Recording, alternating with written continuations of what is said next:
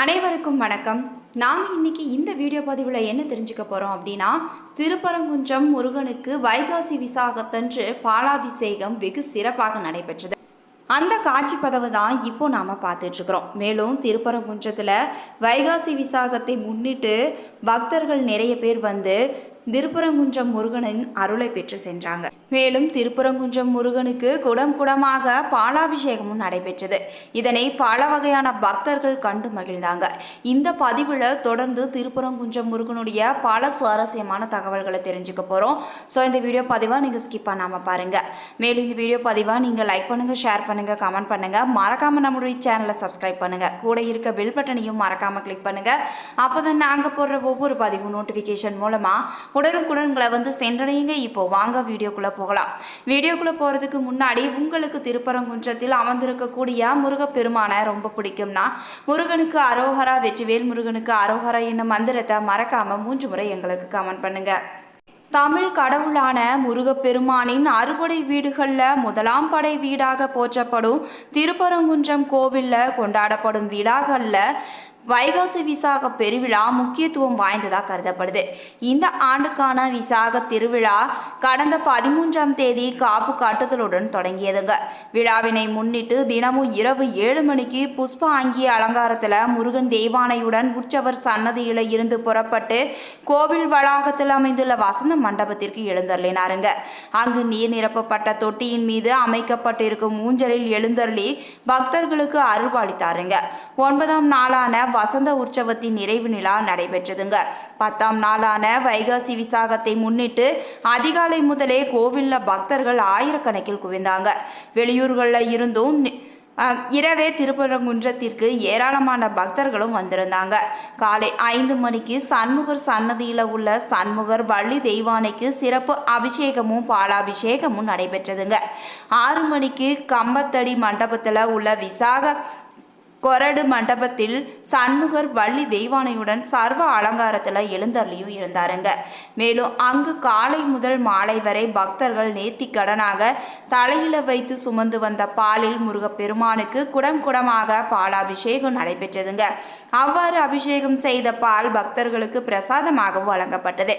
பின்னர் பால் காவடி, பன்னீர் காவடி, இளநீர் காவடி, புஷ்ப காவடி எடுத்தும் அழகு குத்தியும் பக்தர்கள் நேர்த்திக்கடன் செலுத்தினாங்க. வைகாசி விசாகத்தை ஒட்டி மதுரை மற்றும் பல்வேறு பகுதிகளில் இருந்தும் பாத யாத்திரையாக வந்திருந்த பக்தர்கள் திருப்பரங்குன்றம் ரத வீதிகளில் குவிந்து அரோகரா கோஷம் எழுப்பினாங்க. பல மணி நேரம் நீண்ட வரிசையில் காத்திருந்த அவர்கள் சாமி தரிசனம் செய்தாங்க. நகரில் பல்வேறு பகுதிகளில் இருந்தும் பக்தர்கள் சாறை சாறையாக கோவிலை நோக்கி படையெடுத்தாங்க. குறிப்பாக கோரிப்பாளையம், சிம்மக்கல், நேதாஜி ரோடு, மாசி வீதிகள், ஆண்டாள்புரம், வசந்த நகர், பழங்காநத்தம், பைக்காரா, பசுமலை, மூலக்கரை, திருநகர் உள்ளிட்ட பகுதிகளில் சாலையே தெரியாத அளவுக்கு பக்தர்கள் பால் குடங்களுடன் ஊர்வலமாக வந்தாங்க. அதிலும் குழந்தைகள் பால் குடங்களை தலையில் சுமந்து வந்ததை வழிநெடுகிலும் நின்று பார்த்த பக்தர்கள் பரவசத்துடன் வரவேற்றாங்க. கடந்த வாரம் அக்னி நட்சத்திர வெயில் கொளுத்திய நிலையில சில நாட்களாக பெய்து வரும் கோடை மழையால் வெயிலின் தாக்கமின்றி சாலைகளில் பக்தர்கள் பாத யாத்திரையாக கோவிலை நோக்கி சென்றாங்க. அதே போல கோவில் நிர்வாகம் சார்பில் கோவிலுக்குள் பால்குடம் எடுத்து வரும் பக்தர்களுக்கு தனி வரிசை, சுவாமி தரிசனம் செய்ய வருபவர்களுக்கு தனி வரிசை என 2 பிரிவுகளாக பிரிக்கப்பட்டு அனுப்பப்பட்டாங்க. மேலும் கோவிலுக்குள் கூடுதலாக மின்விசிறி மற்றும் ஏர் கூலர் வசதிகளும் செய்யப்பட்டிருந்தது. அதிகாலை 6 மணி முதல் 10,000த்திற்கும் மேற்பட்ட பக்தர்களுக்கு கோவில் சார்பில் அன்னதானமும் வழங்கப்பட்டதுங்க. கோவிலுக்கு செல்லும் வழிநெடுகிலும் சாலையின் இருபுறமும் பக்தர்களுக்கு சுட சுட அன்னதானம், நீர்மோர், பானகம் உள்ளிட்டவையும் வழங்கப்பட்டது. ஆங்காங்கே மருத்துவம் உள்ளிட்ட அடிப்படை வசதிகளும் செய்யப்பட்டிருந்ததுங்க. விழாவையொட்டி மதுரை மற்றும் பல்வேறு பகுதியில் இருந்தும் வருகை தந்திருந்த பக்தர்கள் திருப்பரங்குன்றம் ரத வீதிகளில் குவிந்து விண்ணதிர அரோகரா கோஷம் எழுப்பினாங்க. விழாவிற்கான ஏற்பாடுகளை அறங்காவலர் குழு தலைவர் செய்து வந்தார்கள். இதேபோல முருகப்பெருமானின் 6வது படை வீடான அழகர்மலையில் அமைந்துள்ள பழமுதிர் சோலை முருகன் கோவிலிலும் வைகாசி விசாக திருவிழா பக்தர்கள் வெள்ளத்தில் சிறப்பாக நடைபெற்றதுங்க. மலையடிவாரத்தில் இருந்து நூற்றுக்கணக்கான பக்தர்கள் பால்குடம், பல்வேறு காவடிகள் எடுத்து மலைமேல் உள்ள நூபுரகங்கை புனித தீர்த்தத்தில் நீராடி பின்னர் பழமுதிர் சோலை முருகன் கோவிலில் நேர்த்திக்கடன் செலுத்தி சாமி தரிசனமும் செஞ்சாங்க. முருகப்பெருமானின் அறுபடை வீடுகளில் முதலாவது படை வீடாக திகழ்வது திருப்பரங்குன்றம் ஸ்ரீ சுப்பிரமணிய சுவாமி திருக்கோவில். முருகப்பெருமான் தெய்வ யானையை திருமணம் செய்து கொண்ட தலம் திருப்பரங்குன்றங்க. அறுபடை வீட்டு முருகப்பெருமான் கோவில்களில் இக்கோவில் அளவில் பெரியதாக காணப்படும். லிங்க வடிவில் இருக்கும் இம்மலையை பற்றி சைவ சமய குறவர்களில் சுந்தரமூர்த்தி நாயனார், திருஞான சம்பந்த பெருமாள் ஆகியோர் இவ்வூருக்கு வந்து ஆலய வழிபாடு செய்து பதிகங்கள் பல பாடியிருக்கிறாங்க. சங்ககால புலவரான நக்கீரர் இத்தலத்து முருகப்பெருமானை வழிபட்டு தனது குறை நீக்கி கொண்ட திருத்தலம் இதுவாகுங்க. இத்திருத்தலத்திற்கு இலக்கியங்களில் தன்பரங்குன்றம், தென்பரங்குன்றம், பரங்குன்றம், பரங்கிரி, திருப்பரங்கிரி, பரமசினம், சத்தியகிரி, கந்தமாதனம், கந்தமலை என பல்வேறு பெயர்கள் வழங்கப்படுதுங்க. தமிழ்நாட்டில் சிறப்புற்று விளங்குவது மதுரை மாநகர். இம்மாமதுரை நகரில் இருந்து தென்மேற்கில் தேசிய நெடுஞ்சாலை வழியே 9 கிலோமீட்டர் தொலைவில் அமைந்திருப்பது தான் திருப்பரங்குன்றம் என்னும் திவ்ய தலமாகுங்க. ரயில் வழியாகவும் இவ்வூரை நாம் அடையலாம். மதுரையில் இருந்து இத்திருத்தலத்திற்கு ஏராளமான நகர பேருந்துகளும் செல்லுது. பேருந்து நிறுத்தம் கோவிலுக்கு அருகிலேயே இருக்குதுங்க. திருப்பரங்குன்றம் லிங்க வடிவமாக காட்சியளிக்கும் அருட்செறிந்த மலைங்க. இந்த திருப்பரங்குன்றத்தில் தங்கி சிவசக்தியை நோக்கி ஆறுமுக பெருமான் தவம் இருந்தாருங்க. இக்குன்றமானது சிவலிங்க வடிவிலேயே காணப்படுவதால் சிவபெருமானே குன்றின் உருவில் காட்சியளிப்பதாக எல்லோரும் வணங்கப்பட்டு வருகிறது. மேலும் இம்மலையின் உயரம் சுமார் 190 மீட்டராக கருதப்படுது. இம்மலையை நித்தம் வலம் வந்து வழிபட்டால் தொழுவாரின் வினைகள் எல்லாம் தீர்ந்துவிடும் என்று திருஞான சம்பந்தர் தான் இயற்றிய தேவாரத்தில் பாடியிருக்கிறாருங்க. குரு பக்தியின்றி ஞானம் பெற முடியாது. கைலாயத்தில் பார்வதி தேவிக்கு சிவபெருமான் பிரணவ மந்திரத்தின் உட்பொருளை உபதேசிக்கும் போதே தன் தாயாரின் மடி மீது முருகப்பெருமான் அமர்ந்திருந்தாருங்க. தாய்க்கு தந்தையார் பிரணவ மந்திரம் உபதேசம் செய்த போது முருகப்பெருமானும் உபதேசத்தை கேட்டாருங்க. புனிதமான மந்திர பொருளை குருவின் மூலமாகவே அறிந்து கொள்ள வேண்டும். மறைமுகமாக அறிந்து கொள்ளுதல் முறையாகாது, அது பாவம் என்று சாஸ்திரங்கள் சொல்லுதுங்க.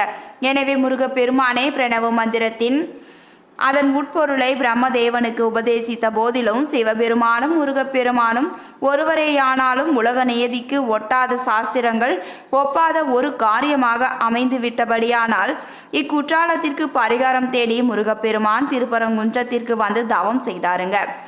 கடைசியில சிவபெருமானும் பார்வதி தேவியாரும் தோன்றி முருகப்பெருமானுக்கு அங்கு காட்சி தந்து அருளினாங்க. அவர்கள் இங்கு பரங்கிநாதர் என்றும் ஆவுடை நாயகி என்றும் பெயர் பெற்றாங்க. அவர்களுடைய ஆலயம் இன்றும் திருப்பரங்குன்றத்தில் மீனாட்சி சுந்தரேஸ்வரர் ஆலயம் என்னும் பெயரில் வழங்கி வருதுங்க. எனவே திருப்பரங்குன்றம் செல்லும் பக்தர்கள் முதலில் சிவன் பார்வதியை தரிசனம் செய்த பிறகே முருகன் ஆலயத்திற்கு செல்ல வேண்டும் என்பது ஒரு ஐதீகமாக கருதப்படுது. முருகப்பெருமானுக்கு சிவபெருமான் தை மாதத்தில் பூச நட்சத்திரத்தன்று காட்சி தந்தாருங்க.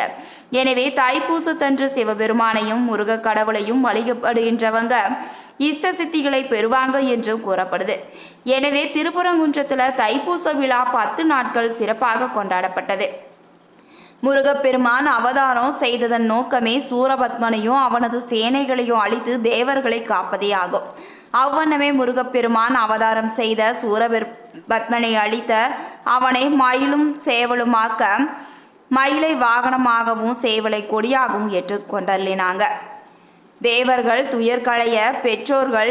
அதனால் முருகப்பெருமானுக்கு தன்னுடைய நன்றியை செலுத்தும் வகையில் இந்திரன் தன் மகளாகிய தெய்வ யானையை திருமணம் செய்து கொடுக்க விரும்பினாங்க. முருகன் தெய்வானை திருமணம் திருப்பரங்குன்றத்தில் நடந்தது. திருமண விழாவில் பிரம்மா விவாக காரியங்கள் நிகழ்த்த சூரிய சந்திரர்கள் ரத்ன தீபங்கள் தாங்கி நிற்க, பார்வதி பரமேஸ்வரர் பரமானந்தம் எய்தி நிற்க, இந்திரன் தெய்வானையை தாரை வார்த்து கொடுக்க முருகப்பெருமான் தெய்வானையை திருமணம் செய்து கொண்டதாக திருப்பரங்குன்ற புராணமும் சொல்லுதுங்க. மலையடிவாரத்தில் கீழ்த்திசையில் சரவண பொய்கை அமைஞ்சிருக்குது. இத்தீர்த்தம் முருகனின் கை வேலினால் உண்டானதென்றும் இத்தீர்த்தத்தை கண்டாலும் நீராடினாலும் பாவங்கள் நீங்க பெற்று விரும்பிய வரத்தை பெறுவர் என்று கூறப்படுது. திருப்பரங்குன்றத்து முருகன் கோவிலில் எப்போதும் சேவல் கொடி வீசி பறந்து கொண்டே இருக்கும். கொடி பட்டொலி வீசி உயரத்தில் பறப்பது கோயில் நோக்கி வருவோர்களை வருக வருக என வரவேற்பது போன்று காணப்படுங்க. இதுவரைக்கும் திருப்பரங்குன்றம் முருகன் கோவிலை பற்றிய பல சுவாரஸ்யமான தகவல்களையும் மேலும் முருகனுக்கு நடந்த பாலாபிஷேக காட்சியையும் பார்த்து தெரிஞ்சுக்கிட்டோம். இந்த பதிவானது கண்டிப்பாக உங்களுக்கு ஒரு நல்ல பதிவாக இருந்திருக்கும் நம்புறேன். இது போன்ற பதிவுகளை நீங்கள் உடனுக்குடன் தெரிஞ்சுக்கணும்னா மறக்காமல் எங்களுடைய சேனலை சப்ஸ்கிரைப் பண்ணுங்கள். கூட இருக்க பெல் பட்டனையும் மறக்காமல் கிளிக் பண்ணுங்கள். அப்போ தான் நாங்கள் போடுற ஒவ்வொரு பதிவும் நோட்டிஃபிகேஷன் மூலமாக உடனுக்குடன் உங்களை வந்து சென்றடையுங்க. நன்றி நண்பர்களே.